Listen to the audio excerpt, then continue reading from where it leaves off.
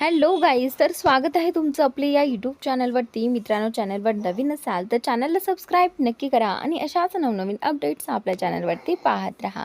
चला तर मग आपण आपल्या व्हिडिओकडे होऊयात. तर मित्रांनो, इथे अन्विता आणि राघव दोघेही एकमेकांच्या कामासाठी निघालेले असतात. तर त्याच वेळी आता अन्विताची जी काही स्कूटी आहे ना, ती राघवच्या स्कूटीला जाऊन धडकते. तर त्यावेळी राघव जो आहे तो अन्वितावरती प्रचंड भडकतो. अन्विताला म्हणू लागतो की दरवेळी तुला मीच दिसतो का आणि माझ्याच वाटेत का आडवी येतेस? अशी मांजरीसारखी चांगल्या कामाला चाललो की नेहमी अशी आडवी येत राहते. तर त्यावेळी आता अन्विता जी आहे ती बोलते की तू आणि काम, कुठलं काम करतोय तू चांगलं असं? तर त्यावेळी आता इथे राघव जो आहे तो बोलतो की तुला का सांगू मी कुठलं काम करतोय आणि नाही करत ते? तू एक मांजर आहेस, दरवेळी रस्त्यात कुणाला तरी आडवी येत राहते. तर त्यावेळी अन्विता जी आहे ती राघवला म्हणते की तू एक बोका आहेस, दरवेळी फुसकारतोस. असं आता या दोघांमध्ये मांजर आणि बोक्याचं भांडण झालेलं असतं. तर त्याचवेळी दोघेही एकमेकांना चिडवत असतात आणि इथे हा श्रीधर यांच्या भांडणांना अगदी बोर झालेला आहे. आता ही जी अन्विता आहे ती त्याला बोलत असते की चल हाड तू, असं यांचं चाललेलं असतं. तर त्यानंतर आता श्रीधर बोलतो की आता किती वेळ राघव, चल आवर पटकन, आपल्याला निघायचं आहे, आपल्याला काम आहे. तर त्यावेळी आता राघव जो आहे तो श्रीधरला बोलतो की बघ ना, हिला सांग जरा, दरवेळी काहीतरी भुणभुण हिला घालायचीच असते. तर त्यावेळी आता इकडे श्रीधरला पिहूचा कॉल येतो. पिहूचा कॉल आल्यानंतर इकडे श्रीधरला तिचा काहीच आवाज ऐकायला येत नसतो. तर त्यावेळी आता इथे ती पिहू जी आहे ती तिकडनं श्रीधरला म्हणते की अरे हा कसला आवाज आहे चाव चाव. तर त्यावेळी आता श्रीधर जो आहे तो बोलतो की मांजर आणि बोक्याचे भांडण आहेत. तर त्यावेळी आता इथे पिहू बोलते की काय? तर त्यावेळी आता पिहू बोलते की ते काही असो, पण एक काम करा, तुम्ही लवकरात लवकर माझ्या घरी या, तुम्हाला असून किती वेळ आहे येण्यासाठी? तर त्यावेळी आता इथे हा जो श्रीधर आहे तो राघवकडे येतो. राघवला विचारू लागतो की राघव अरे चल ना, आपल्याला जायचं आहे. तर त्यावेळी आता इथे हा श्रीधर जो आहे तो बोलतो की पोहोचतोच आहेत आम्ही, तो तू काळजी करू नकोस, असं म्हणत आता इकडे या पिहूनेच फोन कट केलेला आहे. आणि त्याच नंतर आता इकडे पिहू फोन कट करायच्या आधी श्रीधरला बोलली होती, जर तुम्ही आले नाहीत ना तर मी आत्ताच बॅग भरून तुझ्या घरी निघून येईल. तर त्यावेळी आता श्रीधर बोललेला होता की नाही नाही नको, तू काळजी करू नकोस, आम्ही येतच आहोत.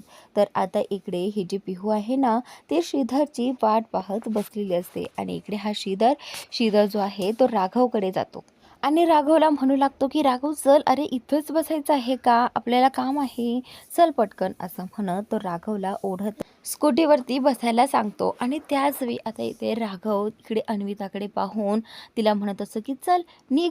तर आता ती देखील बोलत असते की चल हाड, असं दोघांचं चाललेलं असतं. तर त्यानंतर आता इकडे ही जी प्रियंका आहे ती आता श्रीधरची वाट पाहत असते आणि ती म्हणते की एकदा की श्रीधरच्या घरचे आले आप्पा आणि त्याची आई, ते माझा हात मागतील श्रीधरसाठी आणि फायनली आमचं लग्न होईल.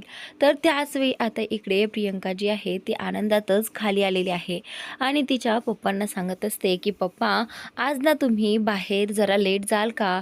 तर त्यावेळी आता पप्पा विचारू लागतात की का गं, काय झालंय? तर त्यावेळी आता इथे ही जी प्रियंका आहे ती बोलते की पप्पा तुम्हाला भेटण्यासाठी ना आज कोणीतरी येणार आहे. तर त्यावेळी पप्पा विचारतात की कोण गं, कोण येणार आहे मला भेटण्यासाठी? तर आता प्रियंका बोलते की ते तुम्हाला कळेलच आल्यानंतर आणि त्याचमुळे तुम्ही इथे थांबावं, मला असं वाटतं, तुमची ना मला त्यांच्याशी भेट घालून द्यायची आहे.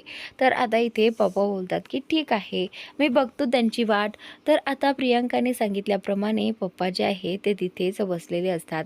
प्रियंका लाजून वरती निघून गेलेली आहे आणि इकडे तिचे पप्पा म्हणत असतात की आता हिला लाजायला काय झालं? तर त्याच नंतर आता इकडे ही जी उमा आहे ती आता शिवनाथच्या मागे येते. शिवनाथ डबा न घेता चाललेला असतो, म्हणून आता इथे तिची धडपड चाललेली असते की कधी एकदा ती शिवनाथच्या हातात तो डब्बा देईल. तर त्यावेळी शिवनाथ जो आहे तो बोलतो की उमा अरे हळू, हे पहा असं कधी झालं आहे का, तुम्ही डब्बा दिला नाही आणि मी कधी घेऊन गेलो नाही आहे? हे पहा एवढी धडपड करण्याची काही गरज नाही आहे, पाय घसरला असतात आणि पडला असतात तर. तर त्यावेळी आता उमा बोलते की नाही नाही, असं काही नाही झालं, मी ठीक आहे. तर त्यावेळी आता इथे शिवनाथची नजर मधुरावर जाते आणि शिवनाथ माधवला बोलू लागतो की माधव, ही मधुरा इकडे काय करते? तर त्यावेळी आता शिवनाथ जो आहे तो मधुराला विचारण्यासाठी बाहेर पडतो. मधुरा खरं तर पद्माचा ॲड्रेस शोधत शोधत तिथपर्यंत आलेली असते. तर त्याच वेळी आता इथे ही जी मधुरा आहे ती पद्माच्या घराकडे पाहत असते आणि इथे शिवनाथला कळतं की मधुरा इथे आली आहे, म्हणून शिवनाथ बाहेर येतो. अंगणात आल्यानंतर शिवनाथ मधुराला म्हणतो की मधुरा, अगं आमचं घर तर इकडे आहे आणि तू तिकडे कुठे निघाली आहेस? तर त्यावेळी ही जी मधुरा आहे ती काहीच बोलत नाही आणि इकडे माधव आणि मधुरा दोघेही एकमेकांकडे पाहत असतात. ज्यावेळी पद्माला मधुरा असा आवाज येतो, पद्मा लगेचच घराच्या बाहेर येते. तिला कळतं आहे की ही मधुरा आली आहे आणि शिवनाथनेही तिला येताना पाहिलेलं आहे. तर त्यावेळी लगेचच ही जी पद्मा आहे ना ती येते आणि म्हणते की ती तुमच्याकडे नाही तर ती आमच्याकडे आलेली आहे. तर त्यावेळी शिवनाथला कळत नसतं. शिवनाथ लगेचच इथे या मधुराला विचारतो की मधुरा, काय झालं? तू कुठे आली आहेस? आमच्याकडे आली आहेस का तिकडे? तर आता मधुरा जी आहे ती बोलते आहे की काय आहे ना, माझं इकडे पद्मा ताईंकडे काम होतं आणि म्हणून मी तिकडे आले आहे. तर त्याच वेळी आता इथे पद्मा जी आहे ती बोलते की आता बसला विश्वास? आता ती कोणाकडे आली आहे आणि का आली आहे ह्याचं कारण तर तुम्हाला कळलंच असेल. तर त्यावेळी आता इथे शिवनाथ जो आहे तो बोलू लागतो की मधुरा, काय झालं? तू इकडे कशासाठी? तर त्यावेळी आता इथे ही पद्मा जी आहे ती बोलते की आली असेल, तुम्ही तिला नोकरीवरून काढून टाकलं ना, तर त्यामुळेच आली असेल नोकरी मागण्यासाठी आणि तसंही मी तिला नोकरी दिली आहे आणि त्यामुळे ती आता आमच्याकडेच नोकरी करणार आहे. काय करणार ना, जर नोकरीवरून कुणी काढून टाकलं असेल किंवा कमी पगार देत असेल तर तिला कसं परवडणार? आणि तसंही अशा फुकटात काम करणाऱ्याला पगार देणं कसं काय परवडणार आहे? तर आता इथे पद्मा खूप काही बोलू लागते, पण शिवनाथ तिला एकही उत्तर मागं देत नाही. तर आता इथे शिवनाथ जो आहे तो मधुराला विचारू लागतो की मधुरा, खरं खरं सांग की तू काय करायला इथे आली आहे? तू खरंच तिकडे नोकरी करणार आहेस का? तर आता मधुरा जी आहे हो नाही काहीच म्हणत नाही. पण शिवनाथ जो आहे तो मधुराला विचारू लागतो की मधुरा, मी तुझ्या घरी आलो होतो तेव्हा तू मला म्हणाली होतीस की मला हे गाव सोडून इथून जायचं आहे. तुझ्या पप्पांची बदली झाली आहे आणि तुम्ही तिकडे शिफ्ट होणार आहात. म्हणून तू ही नोकरी सोडतेस, हे कारण तू मला सांगितलं होतंस. तर इकडे आता ही पिहू राघव आणि श्रीधरची वाट पाहत असते. खरं तर तिला वाटत असतं की आता श्रीधरची सगळी फॅमिली तिचा हात मागण्यासाठी येत आहे, म्हणूनच ती आतुरतेने वाट पाहत असते. पण तिला हे कुठे माहिती असतं की तिथे फक्त श्रीधर आणि राघव येणार आहेत. तर आता तिच्यासमोर श्रीधर आणि राघव दोघेही जण पोहोचतात. तर त्यावेळी आता आल्या आल्याच ही जी पिहू आहे ती श्रीधरला विचारू लागते की कुठे आहे तुझे आप्पा आणि आई? तर त्यावेळी आता श्रीधर बोलतो की काय आप्पा आणि आई ते इथे कशाला? तर त्यावेळी आता इथे पिहू जी आहे ती बोलतं की इथे कशाला म्हणजे माझा हात मागायला तुझ्यासाठी ते नाही आले का? तर त्यावेळी आता इथे श्रीधर जो आहे तो बोलतो की नाही, आपण अजून माहितीच नाही आहे, आम्ही दोघेच आलो आहोत तुझा हात मागण्यासाठी. तर आता इथे पिहू जी आहे ती श्रीधरला म्हणू लागते की काय तुम्ही दोघे? अरे हा तुझा धाकटा भाऊ आहे आणि तो माझा हात मागणार का? तोही तुझ्यापेक्षा लहान असून? देवा, आता कसं होईल सगळं? आता पिहूला खूप काळजी वाटत असते. पिहू म्हणते की श्रीधर, अरे हा कॉलेजला जातोय आणखी आणि हा कसं काय माझा हात मागेल आणि याच्याशी बोलून माझे पप्पा जे आहेत ते माझा हात तुझ्या हातात देतील, तुला असं वाटतं का? तर त्यावेळी आता श्रीधर जो आहे तो बोलतो की पिहू ऐकून घे, मी बोलतो तुझ्या पप्पांशी. तर तेवढ्यातच पिहूचे जे काही वडील आहेत ना ते बाहेर आले आहेत आणि ते विचारतात की कोण आहेत हे पिहू? तर त्यावेळी पिहू जी आहे ती बोलते की हे पहा पप्पा, मी ज्यांची वाट पाहत होती ना ते अजून आलेच नाही आहेत, हे दुसरेच कुणीतरी आहेत, जा तुम्ही इथून जा, असं पिहू श्रीधर आणि राघवला म्हणत असते. पण त्याच वेळी आता श्रीधर जो आहे तो बोलतो की नाही, आम्ही ह्यांच्या सांगण्यावरूनच इथे आलो आहोत. तर त्यावेळी आता राघव बोलतो की हो, आम्हाला तुमच्याशी बोलायचं आहे. तर त्यावेळी आता इथे ह्या पिहूचे पप्पा बोलतात की चला आतमध्ये चला, असं म्हणत त्या दोघांनाही त्या पप्पाने आत घेतलेलं आहे आणि ते त्यांच्या मागे चाललेले असतात. तर त्याचनंतर इकडे ही मधुरा अजूनही शिवनाथकडे आणि माधवकडे पाहत असते, कारण आता पद्मा जी आहे ती मनानेच काहीतरी जोडत आहे असं इथे तिला दिसून येत आहे. पण आता पद्मासमोर आणि शिवनाथसमोर तिची बोलण्याची ही जास्त हिंमत होत नाही, म्हणून ती शांत उभी असते. तर त्यावेळी आता तो शिवनाथ जो आहे तो तिला जाब विचारत असतो की मधुरा, तू असं माझ्याशी खोटं का बोललीस? तुम्ही तर शिफ्ट होणार आहेत असं मला सांगितलं होतं. तर त्यावेळी आता पद्मा जी आहे ती बोलते की काय बोलणार आहे ती दुसरं? तिला जर ती नोकरी परवडत नसेल, त्याच्यात जर तुम्ही तिला कमी पैसे देत असाल तर काय परवडणार आहे? तर तिचं काय चुकलं? ती इकडे आमच्या इकडे जास्त पैशामध्ये काम करेल. तर त्यावेळी आता इथे ही जी मधुरा आहे ती पद्माकडे ही पाहत असते आणि त्याच नंतर आता शिवनाथला वाईट वाटतं की मधुराने हे सगळं जे काही केलं आहे ना ते खूप चुकीचं केलं आहे. आणि इकडे माधव आता या मधुराकडे पाहत असतो. त्याला आणखीनही वाईट वाटत असतं की ही मुलगी आपल्या इथली नोकरी सोडून ह्या पद्माकडे चालली आहे. ही गोष्ट तर एक वेगळीच होती, पण खरं तर त्याला मधुरासाठी वाईट वाटत होतं की मधुरा त्याच्या आयुष्यात कधीही येणार नाही हा विचार त्याच्या डोक्यात येत होता आणि त्याला काळजी होती. तर त्याचनंतर आता इथे उमा जी आहे ती बोलते की अहो, तुम्हाला गोडाऊनमध्ये जायला उशीर होतोय, जाऊ द्यात ना तो विषय. तिला नोकरी करायची आहेत ना, करू देत. ती तिच्या मनाने ठरवेल की तिला कुठे नोकरी करायची आहे आणि कुठे नाही. त्यामुळे आपण जबरदस्ती करू शकत नाही. तर त्यावेळी आता शिवनाथ जो आहे तो बोलतो की ठीक आहे, चल माधव, असं म्हणत माधवला घेऊन आता शिवनाथ जो आहे तो तिथून चाललेला असतो. आणि इकडे ही जी पद्मा आहे ती आता उमाकडे पाहून म्हणत असते, असे एक एक नोकर ना आम्ही तुमच्याकडनं विकत घेऊ आणि त्याला जास्त पैसे देऊन आमच्याकडे लावून घेऊ. तर त्याचनंतर आता इथे ही जी पद्मा आहे ती आता आतमध्ये जाते आणि मधुरा तिथेच उभी असते आणि उमा ही तिथेच उभी असते. कुठेतरी उमाला वाटत असतं की या मधुराशी बोलावं, पण नाही, उमा तसं करत नाही. उमा ही आत निघून जाते आणि त्यानंतर इकडे हा श्रीधर आणि माधव दोघेही जण या पिहूच्या पप्पांशी बोलण्यासाठी आतमध्ये आलेले असतात. तर आल्या आल्या या श्रीधरने एवढं पाणी पिलं की तिची आई जी आहे ना ती श्रीधरकडेच पाहत राहते. तर त्यावेळी श्रीधर जो आहे तो घाबरलेला असतो. आता तिच्या पप्पांशी कसं बोलणार आणि कसं नाही हा विचार त्याच्या मनात चाललेला असतो. इकडे आता शिवनाथ जो आहे तो मंदिरात आलेला असतो आणि तो देवाकडे हात जोडून हाच विचार करत असतो की या पद्माने नक्कीच मधुराला जास्त पैशाची आमिष दाखवली आहे आणि तिला स्वतःकडे नोकरीसाठी ठेवून घेतलं आहे. मला माहीत आहे या पद्माने असंच काही केलं असेल. तर त्यावेळी आता इकडे हा जो माधव आहे तो देखील देवाकडे हात जोडून प्रार्थना करत असतो की काहीही कर देव बाप्पा, पण माझ्या मधुराला आणि मला एकत्र आण. तर आता दोघेही देवाच्या पाया पडतात आणि त्याचनंतर आता या शिवनाथच्या डोक्यातून काय त्याने तिने बोललेले शब्द जात नसतात. तर आता ही पद्मा जी आहे ती बोलते की हा शिवनाथलाच आम्ही पगार द्यायचो, नोकरीवर ठेवायचो आणि हा काय दुसऱ्याला पगार देणार ना, ह्यालाच परवडत नसेल दुसऱ्याला पगार देणं. त्याचमुळे त्याच्या हा इथली माणसं जी आहे ते दुसरीकडे नोकरी शोधत आहेत. तर आता इकडे ज्या मंदिरामध्ये शिवनाथ गेला होता त्या मंदिरामध्ये काही गावकरी इथे शिवनाथला म्हणतात की शिवनाथ, काय बाकीची मुलं कुठे आहेत? मला वाटतंय तुम्ही तुमच्या घरी सुना शोधत आहात, मुलांसाठी सुना शोधत आहात. तर त्यावेळी आता शिवनाथ जो आहे तो बोलतो की हो, अगदी खरं ऐकलंय पहा तुम्ही. तर आता ते व्यक्ती जे आहे ते शिवनाथला म्हणतात की आता मुलं जे आहेत ते स्वतःच लग्नाची बोलणी करतात आणि आपल्या आईवडिलांना नंतर सांगतात. तर त्यावेळी आता इथे शिवनाथ जो आहे तो गावकऱ्यांना म्हणतो, त्या बदल्यात ना मी फार नशीब काढलं आहे बरं का. माझी मुलं अजिबात तशी नाही आहेत.